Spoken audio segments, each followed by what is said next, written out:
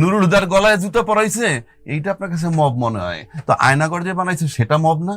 শাপলা চত্বরের লোক মারছে সেটা মব না? কাজেই আগে সংসদ নির্বাচনের মানে হচ্ছে বাংলাদেশটাকে 300 টুকরা কইরা 300 এমপি 300 মবের বস হন। এই যে আপনি মব জাস্টিসের কথা বললেন একটু আগে, মব জাস্টিস মানবতা বিরোধী, কানায়ও বলে। কিন্তু মব জাস্টিসের ইতিহাস যদি আপনি বাংলাদেশে নেন, বাংলাদেশে গত 16 বছরে সাংবিধানিক মব জাস্টিস হয়েছে, বাংলাদেশে গত 16 বছরে অর্থনৈতিক মব জাস্টিস হয়েছে, বাংলাদেশে গত 16 বছরে প্রশাসনিক মব জাস্টিস হয়েছে। কি রকম? সাংবিধানিক মব জাস্টিস মানে কি? সাংবিধানিকভাবে ক্ষমতায় বৈশা নুরুল হুদা সাহেব বলেন, হাবিবুল আউয়াল বলেন, রকিবউদ্দিন বলেন, কি কাজ ছিল? খালি ফলাফল ঘোষণা করা। আপনি ভোটাধিকার লঙ্ঘন করেছেন 18 কোটি লোকের, আপনার মন মতো আপনি ঘোষণা করছেন, এটা সাংবিধানিক মব। আপনাকে ক্ষমতা দিচ্ছে, সেটাকে আপনি এইভাবে এনজয় করছেন, জনগণকে বাইরে রেখে। তার মানে কি?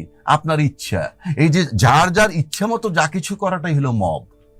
তাহলে এটাকে বলে সাংবিধানিক মব। আসেন অর্থনৈতিক মব।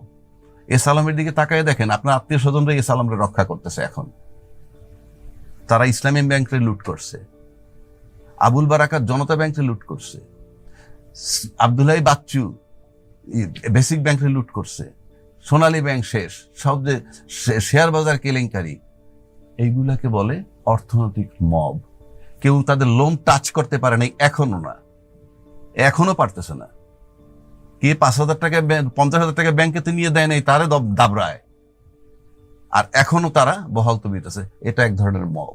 আপনাদের মনে থেকে চাপাই নবগঞ্জে কানসাটে 24টা লোক বিদ্যুতের জন্য দাবিতে মাঠে নামছিল এবং 24টা নিরীহ লোক হত্যা হয়েছিল পুলিশের গুলিতে, খেয়াল আছে? এটাকে বলে মব, রাষ্ট্রীয় মব। আপনি গুলি দিয়ে লোক মারার রাইট দেয় নাই তো রাষ্ট্র আপনাকে, তাই এটা মব হইল না?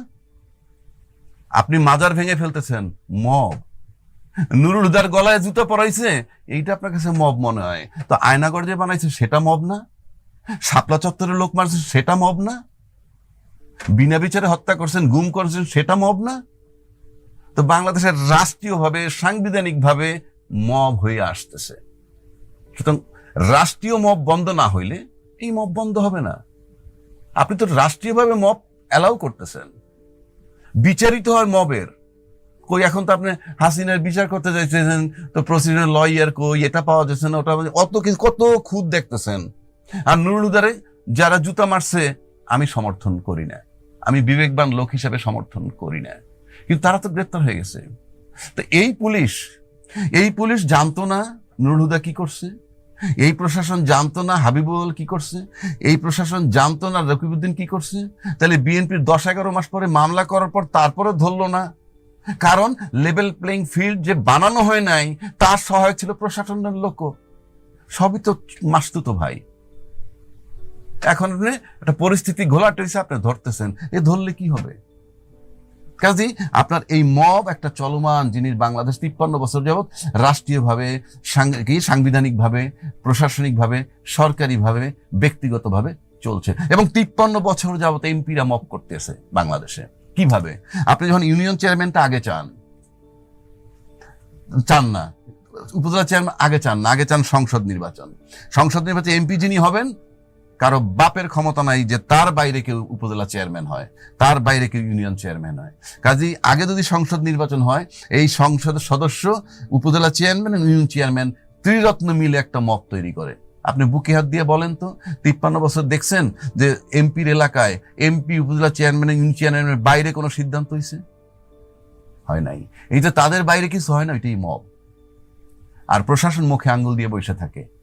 কাজেই আগে সংসদ নির্বাচনের মানে হচ্ছে বাংলাদেশটাকে 300 টুকরা কইরা 300 এমপি 300 মবের বস হন।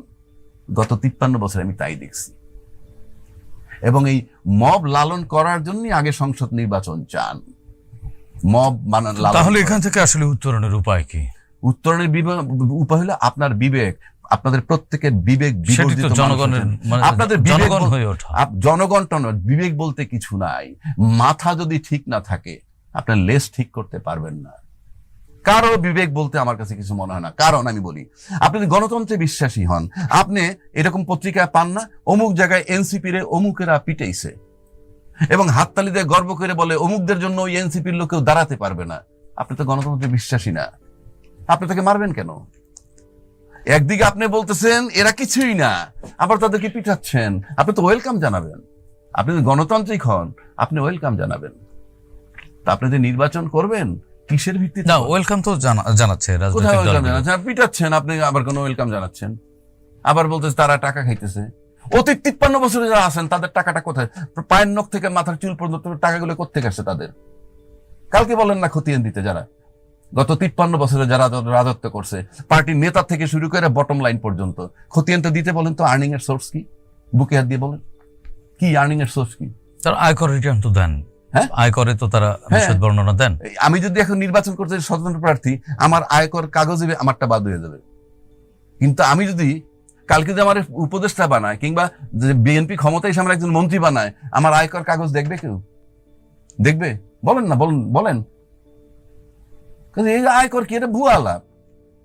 আমি যদি এখন এক জায়গায় নির্বাচন করতে যাই, সেখানে বিএনপির বড় প্রতিদ্বন্দ্বী থাকে কিংবা এনসিপির বড় প্রতিদ্বন্দ্বী থাকে, তাদের কাছে যে কারিশমা, তাতে দেখা যাবে এনবিআর ধৈর্য, আমার পপুলারিটি দেখে এনবিআর ধৈর্য আমার কাগজে আমার বাদ দিয়ে দিবে। যখন আজকে যারা উপদেষ্টা হয়েছে তাদের এনবিআর এর ফাইল কার্ডটা ঠিক আছে, একটারও ঠিক নাই, কিন্তু যেহেতু সেটেল হয়ে গেছে উপদেষ্টা বানাবে, ফাইল ঠিক আছে। এখন তো ক্ষমতা থেকে চলে যাওয়ার পর ফাইলে গন্ধ পাওয়া যায়, ক্ষমতায় থাকা পর্যন্ত ফাইলে কোনো গন্ধ পাওয়া যায়? পাইছেন আপনার জীবন? মানে আমরা তো আসলে এই জুলাই অভ্যুত্থান তো এগুলোর বিরুদ্ধে, তো এগুলোর বিরুদ্ধে যদি এগুলোর হয়, বিরুদ্ধেই তো ছিল না না, প্রতিবাদ। এগুলোর বিরুদ্ধে যদি হয়, তাহলে জুলাই চার্টার হইতে এত দেরি হইতেছে কেন? আমার বুঝেন আপনি কি কারণটা কি? আপনার কাছে কি মনে হয়? কিচ্ছু না। কারণ হলো রাজনীতিবিদরা জানে যে আমরা যা করি, আর শেখ হাসিনা যা করছে, হয়তো সে সুযোগ মানে লম্বা সময় পেয়েছে, বেশি করছে।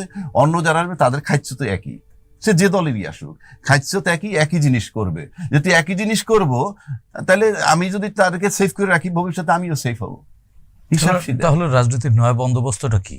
নয়া বন্দোবস্ত কি বলতে আলটিমেটলি কিছু নাই। এখন নয়া বন্দোবস্ত একটাই চলতেছে, নির্বাচন চাওয়া মানে ইউনুসকে তাড়ানো। ইউনুসকে তাড়াইলে অনেক কিছু ঠিক হয়ে যাবে।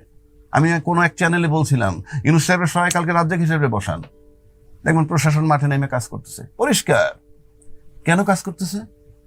কারণ আমার রুমে যারা ঢুকবে তারা আমার ধমকে আসবে, এটা করেন না, ওইটা করেন না, পারবেন না। আর ইউনুস এগুলো বদারই করে না, এবং ইউনুস এটা বলার সাহসই পায় না। আমলা আবার টপেরে বলে কেমনি? আপনি এখন বিবেকবান যদি লোক হন, তাহলে আপনি জুলাই চার্টার হইতে অসুবিধা কি? আজকে যারা বড় স্টেক হোল্ডার, তারা বলতে তাদের বহু লোক মারা গেছে, তাদের বহু লোক গুম হইছে, সেই বিচার আপনি করতে পারবেন? বাধা কোথায়? না না, আপনি ক্ষমতা এসে করতে পারবেন। আর আপনি ক্ষমতা এসে করতেই পারেন মনে করেন, তাহলে তেরে কোঅপারেট করা উচিত ছিল। এখন যদি বলেন কোঅপারেশন কি, সেই কোঅপারেশন বলছিলাম, আগেও বলছি কিন্তু আমি জানি না আপনাদের এখানে। সেই কোঅপারেশন কি? ওই কয়দিন আগে কথা হচ্ছে ইসরায়েল আর ইরান যুদ্ধ হইতেছে, ঠিক আছে? যুদ্ধ হওয়ার পরে বিশ্ব দুই ভাগ হইছে, ইরানের পক্ষে আর ইয়ের পক্ষে। আপনারা জানেন ইসরায়েলের পক্ষে আমেরিকা হেডেড, আমেরিকা, জার্মান টার্মান ইত্যাদি করে আসছে, আর ইরানের পক্ষে চায়না রাশিয়া করতে করতে ভারত পর্যন্ত আসছে। কিন্তু ইসরায়েলের পক্ষে ইরানে অ্যাটাক করছে কে? আমেরিকা। অ্যাটাক করে প্রমাণ করে দিছে ইসরায়েল রে, তুই আমার বন্ধু, আমিও তোর বন্ধু। এরপরে চায়না রাশিয়ার কেউ কি হামলা করছে কোথাও ইরানের পক্ষে? করে নাই। তো আমাদের বন্ধু হইল এরকম যে সমস্ত রাজনৈতিক দলগুলো আজকে যারা ইউনূস সাহেবকে সমর্থন করতেছে বলে ক্লেম করে, আমি ব্যক্তিগতভাবে বলতেছি করে না, আর তারা ক্লেম করে, তারা যে করে না তার প্রমাণ হইল তারা 12 বছর যাবৎ কিন্তু আওয়ামী সরকারের বিরোধিতা করছে। নাকি মিথ্যা? তো যার 12 বছর ধরে বিরোধিতা করছে সে 15 বছরের ক্ষমতায় ছিল, আর যারে বিরোধিতা সহযোগিতা করতেছে ইউনূস সাহেবরে, সে 11 মাসে তালমাতাল। এটা কোন পদের সহযোগিতা? এটা দিয়ে আপনি বুঝে নেন সহযোগিতা কাকে বলে এবং কি।